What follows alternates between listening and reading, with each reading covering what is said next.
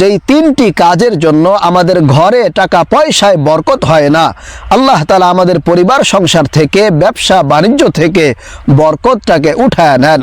দেখা যায় কোনো মাসে বাচ্চাদের রোগ ব্যাধি হয়, না হয়তো কোনো দুর্ঘটনা ঘটে ইত্যাদি, এসব লেগেই থাকে।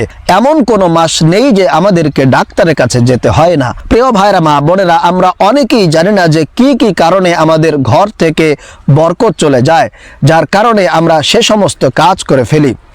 বরকত জিনিসটা কিন্তু খুবই গুরুত্বপূর্ণ একটা বিষয়, জরুরি একটা বিষয়। বরকত যদি আপনার জীবনে না থাকে তাহলে আপনি কোনো কিছু করে আগাতে পারবেন না।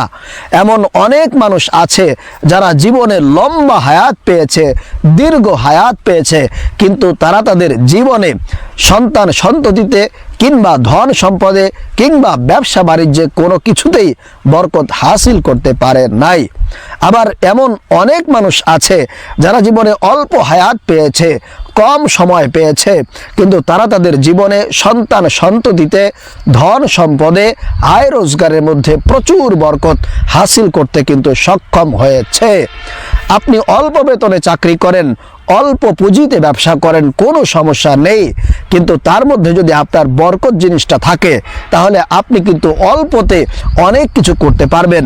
আল্লাহ তাআলা আপনার অল্পের মধ্যে বরকত দিয়ে ভরপুর করে দিবেন। এজন্য বরকত জিনিসটা আপনার দুনিয়াতেও কাজে লাগবে এবং পরকালীন জিন্দেগিতেও কিন্তু আপনার কাজে আসবে। বরকত না থাকলে আপনি কিছু করে আগাতে পারবেন না।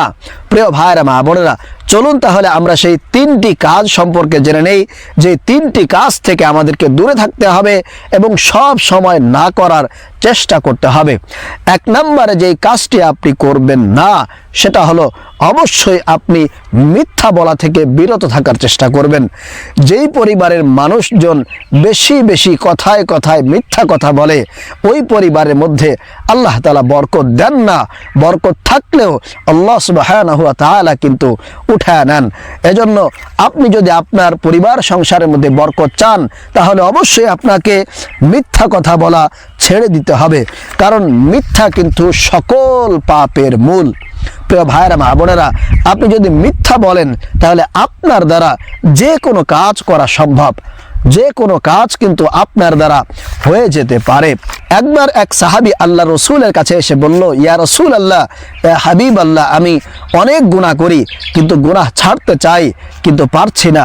তখন রাসূল করিম সাল্লাল্লাহু আলাইহি ওয়াসাল্লাম তাকে বললেন, সাহাবী, তুমি শোনো, সর্বপ্রথম তুমি যে কাজটি করবে সেটা হলো তুমি মিথ্যা কথা বলা ছেড়ে দিবে। যদি তুমি মিথ্যা ছাড়তে পারো তাহলে দেখবা যে তোমার থেকে সমস্ত গুনাহ আস্তে আস্তে করে বিদায় নিচ্ছে। সুবহানাল্লাহ, আল্লাহু আকবার। এমনকি আল্লাহ রসুল বললেন যে লোক হাসানোর উদ্দেশ্যেও কখনো মিথ্যা কথা বলা জায়েজ হবে না।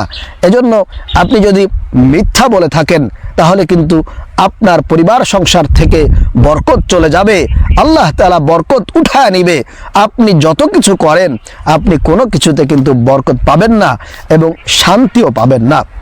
এজন্য আমি আপনাদেরকে বলবো, অবশ্যই আপনি যদি অল্প সময়ের মধ্যে অনেক কিছু করতে চান তাহলে এক নম্বরে যেই কাজটি আপনাকে করতে হবে সেটা অবশ্যই আপনাকে সকল ধরনের মিথ্যা বলা থেকে ফিরে আসতে হবে। দুই নম্বরে আপনি যে কাজটি করবেন না সেটা হলো আল্লাহ প্রদত্ত রিজিকের সাথে আপনি কখনোই বেয়াদবি করবেন না। বেয়াদবি মূলত রিজিক অপচয়ের মাধ্যমে করা হয়ে থাকে। আমরা বর্তমান সময়ে এমন পরিমাণ রিজিক অপচয় করি যেটা আসলে কল্পনার বাহিরে, ভাষায় প্রকাশ করা যাবে না। এজন্য প্রিয় ভাইরা, মা বোনেরা, আপনি যদি রিজিক অপচয় করেন, আপনি যদি আল্লাহ প্রদত্ত দেওয়া রিজিক অপচয় করেন, নষ্ট করেন, তাহলে কিন্তু আল্লাহ তাআলা আপনার পরিবার সংসার থেকে রিজিক উঠায় নেবেন, আপনার বরকত দূর হয়ে যাবে। এজন্য দুই নম্বরে অবশ্যই আপনি আল্লাহ প্রদত্ত দেওয়া যে রিজিক, সেই রিজিক অপচয় করবেন না। আপনার যতটুকু প্রয়োজন আছে, আপনার যতটুকু লাগবে আপনি ততটুকু খরচ করবেন, অপচয় করবেন না।